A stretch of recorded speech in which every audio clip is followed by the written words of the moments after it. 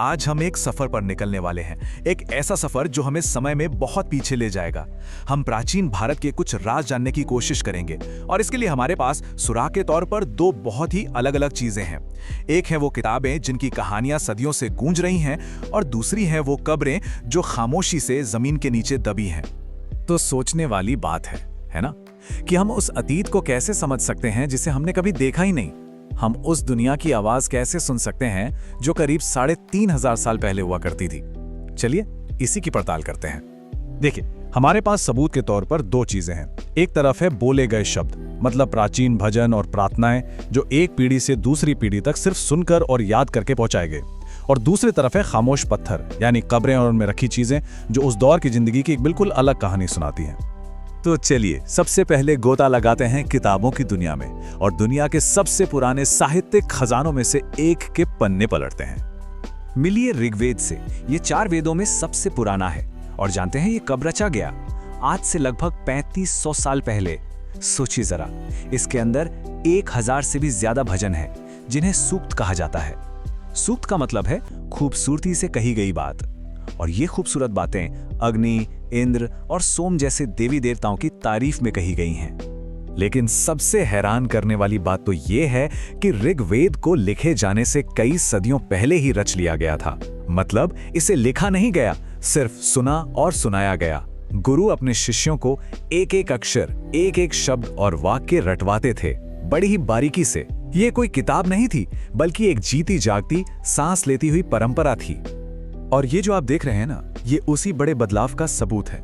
ये भोजपत्र पर लिखी ऋग्वेद की एक पांडुलिपि है जो कश्मीर में मिली थी। ये उन शुरुआती मौकों में से एक था जब सदियों से चली आ रही इस मौखिक परंपरा को आखिरकार कागज पर उतारा गया। अच्छा, तो ये तो समझ आ गया कि ऋग्वेद क्या है, लेकिन असली मजा तो ये जानने में है कि ये हमें उन लोगों के बारे में क्या बताता है जिन्होंने इसे रचा था। उनकी प्रार्थनाओं में, उनकी बातों में आखिर कौन से राज छुपे हैं। ऋग्वेद में कई भजन बातचीत के रूप में हैं। जरा इसे सुनिए। ये ऋषि विश्वामित्र और 2 नदियों ब्यास और सतलुज के बीच की बातचीत का एक छोटा सा हिस्सा है। उस जमाने में इन नदियों को देवी मानकर पूजा जाता था। इसकी भाषा कितनी सुंदर है ना? तो अब सवाल उठता है कि एक इतिहासकार इस तरह की कविता से क्या मतलब निकालता है। देखिए, जब नदियों की तुलना तेज घोड़ों और चमकती गायों से की जा रही है, तो ये साफ बताता है कि उस समाज में ये जानवर कितने ज्यादा कीमती थे। और रथों का जिक्र ये दिखाता है कि उनकी जिंदगी में युद्ध और सफर कितने अहम थे। तो अगर हम इन भजनों को और गौर से सुने, तो उस दौर की जिंदगी की एक तस्वीर सामने आने लगती है। लोग मवेशियों के लिए प्रार्थना करते थे, युद्ध में घोड़ों से चलने वाले रथों का इस्तेमाल करते थे और अपने वंश को आगे बढ़ाने के लिए बेटों की कामना करते थे। असल में ज्यादातर लड़ाइयां भी जमीन और जानवरों के लिए ही होती थी। हाँ, ऋग्वेद में राजा शब्द का इस्तेमाल हुआ है, लेकिन रुकिए, ये वो राजा नहीं थे जिनके बारे में हम आज सोचते हैं, जिनके बड़े बड़े महल, बड़ी सेनाएं और टैक्स वसूलने का सिस्टम होता था। नहीं, ये राजा तो असल में बहादुर योद्धा होते थे जिन्हें चुना जाता था। और ये भी जरूरी नहीं था कि राजा का बेटा ही अगला राजा बनेगा। ये भजन हमें उस समय के समाज के बारे में भी बताते हैं। जिन लोगों ने ये भजन रचे वे खुद को आर्य कहते थे और अपने दुश्मनों को दास या दस्यु। ये वो लोग थे जो शायद कोई दूसरी भाषा बोलते थे और यज्ञ जैसे रीति रिवाजों को नहीं मानते थे। और दिलचस्प बात यह है कि वक्त के साथ दास शब्द का मतलब ही गुलाम हो गया। तो ये तो थी किताबों की कहानी। चलिए अब पन्ने पलटते हैं और अपने दूसरे सुराग की तरफ चलते हैं। ये खामोश पत्थर जिन्हें हम महापाषाण कहते हैं। महापाषाण नाम से ही पता चलता है, बड़े पत्थर। लेकिन ये सिर्फ पत्थर नहीं थे, ये कब्रों के ऊपर लगाए गए निशान थे जो आज से लगभग 3000 साल पहले दक्कन, दक्षिण भारत, उत्तर पूर्व और कश्मीर में बनाए जाते थे। एक तरह से ये उस दौर के खामोश पहरेदार हैं। अब जरा इसे देखिए। ये एक खास तरह की महापाषाण कब्र है जिसे सिस्ट कहते हैं। ये ज्यादातर जमीन के नीचे होती थीं और ऊपर से इस तरह पत्थरों का एक घेरा बना दिया जाता था। कभी कभी इनमें एक पोर्ट होल जैसा छेद भी मिलता है। माना जाता है कि इसका इस्तेमाल शायद एक ही परिवार के लोगों को बाद में दफनाने के लिए किया जाता होगा। और इन कब्रों के अंदर मिलते हैं उस दौर के राज, कंकालों के साथ दफनाए गए खास काले और लाल रंग के मिट्टी के बर्तन। और सिर्फ यही नहीं, लोहे के औजार और हथियार भी, जैसे खंजर और कुल्हाड़ियां। ये चीजें हमें उस जमाने की टेक्नोलॉजी और उनकी जिंदगी के बारे में बहुत कुछ बताती हैं। तो ये पत्थर सिर्फ मौत की कहानी नहीं कहते, ये हमें जिंदगी के बारे में भी बहुत कुछ बताते हैं।